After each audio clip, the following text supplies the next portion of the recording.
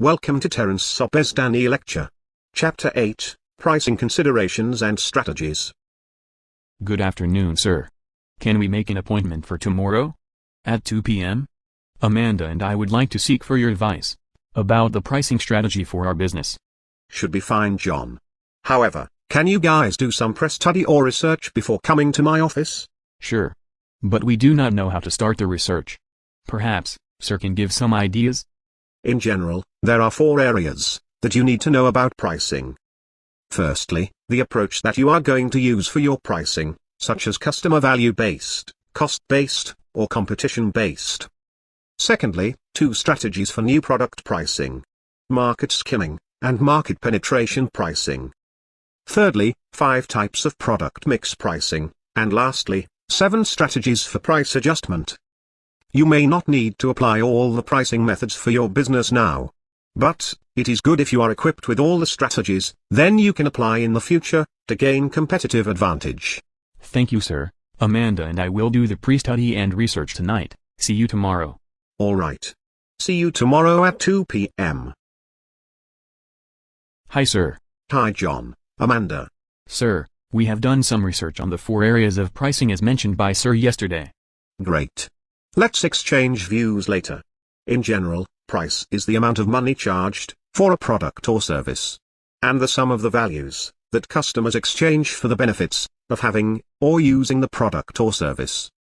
In your company, you guys can assign or delegate tasks based on the consideration in setting price. There are 3 major considerations, such as product cost, competition and other external factors, and the consumer perception of value.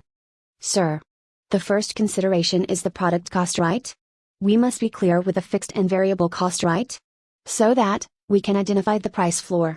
Therefore, we can ensure the prices will not below its costs, otherwise the company's profits will suffer. Yes, Amanda. Besides, you guys might need to conduct a survey or research to identify the customer perceptions of the product's value, which is the ceiling for prices. That is, the maximum price that the customer are willing to pay for your products. Is not end yet, sir, once we have identified the price floor and price ceiling. Also, we must consider the external and internal factors, which include competitors' strategies and prices, the overall marketing strategy and mix, and the nature of the market and demand. As a result, we will know what is the price that we should set between these 2 extremes. Excellent. Can you guys tell me what other reasons lead to price cut and price increase? I guess the reasons for price cut are excess capacity, falling demand in face of strong competitive price, or a weakened economy, or attempt to dominate market through lower costs. I guess the reasons for price increase are cost inflation and overdemand. Wow. Impressive. All the answers are correct. Another knowledge that you should know is the price elasticity of demand. For inelastic demand, demand hardly changes with a small change in price. However, for elastic demand, demand changes greatly with a small change in price. Therefore, the characteristic of demand would affect the pricing strategy as well. Besides, economic factors have a strong impact on pricing strategies as well.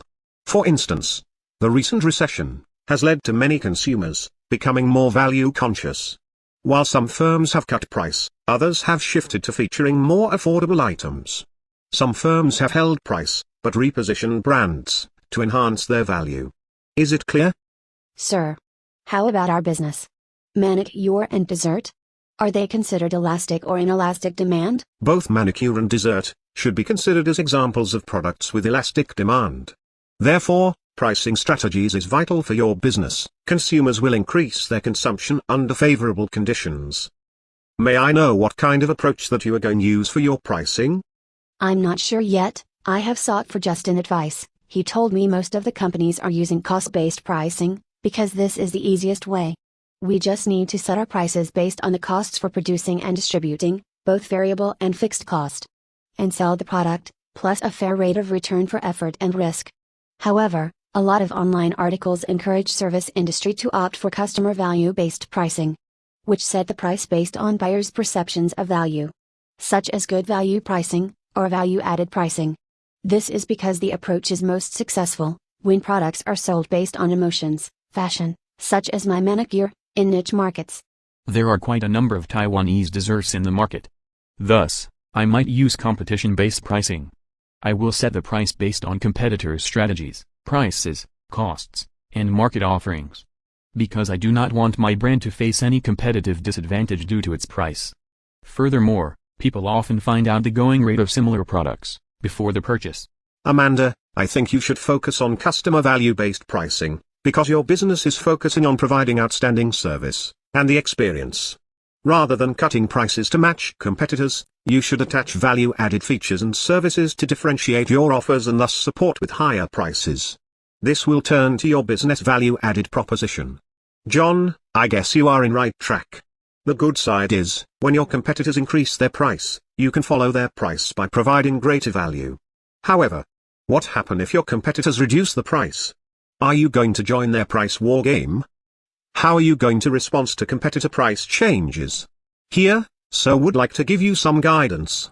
The figure shows the ways your company might assess and respond to a competitor's price cut. First, it could reduce its price to match the competitor's price. Alternatively, your company might maintain its price, but raise the perceived value of its offer. Or, you might improve quality and increase price, moving your brand into a higher price value position. Finally, you might launch a low price brand, called Fighter Brand. The idea is to add a lower price item to the line, or by creating a separate lower price brand. Thank you, sir. Sir.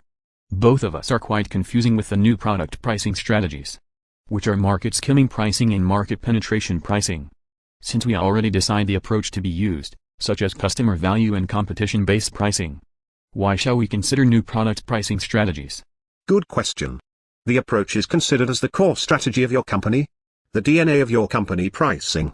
However, new product pricing strategies is referred to a specific new product strategy. It's about your decision in between market share or company profitable sales. If you choose market penetration pricing, mean you will set a low price for that new product to attract a large number of buyers and a large market share. However, the profit per item sold will be very low. On the other hand, if you decide to use market skimming pricing, mean you are going to set a high price for a new product to skim maximum revenues, layer by layer from the segments that willing to pay the high price. Thus, your profit per item sold will be very high. But, you may face the problem of lower quantity sold out. Oh, I see. We can understand now. That is, we can use a temporary market penetration pricing on the new products to stimulate or to build the market share, even if our main approach is customer value or competition-based pricing.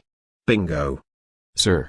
We only managed to figure out 4 types of product mix pricing, which are product line pricing, optional product pricing, byproduct pricing, and product bundle pricing. Which one do we left out? Captive product pricing. Captive pricing? What is that? Captive product pricing is setting a price for products that must be used along with the main product. Examples of captive products are razor blade cartridges, video games, and printer cartridges. Producers of the main products, such as razors, video game consoles, and printers, often price them low and set high markups on the captive products. But, I believe this pricing is not relevant to dessert and manicure business. Am I right? I don't think dessert business can offer captive product. How about you? Amanda? Nope. Sir, about the 7 strategies for price adjustment, such as discount, allowances, segment pricing, psychological pricing, promotional pricing, geographical pricing, and dynamic pricing. Can you give more examples for segment pricing, psychological pricing, and dynamic pricing on our business? Sure. For segment pricing, you are going to sell the same product or service at 2 or more prices, where the difference in prices is not based on differences in costs, but can be based on customer segment, product form, location-based, or time-based. Sir believes both of you can try customer segment. You can give extra 5% or 10% discount for those customers who have member card.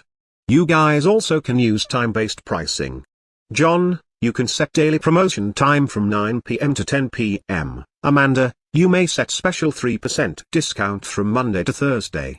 For psychological pricing, your retail prices are often expressed as odd prices, a little less than a round number, such as 49 ringgit 90 cent or 2 ringgit 80 cent.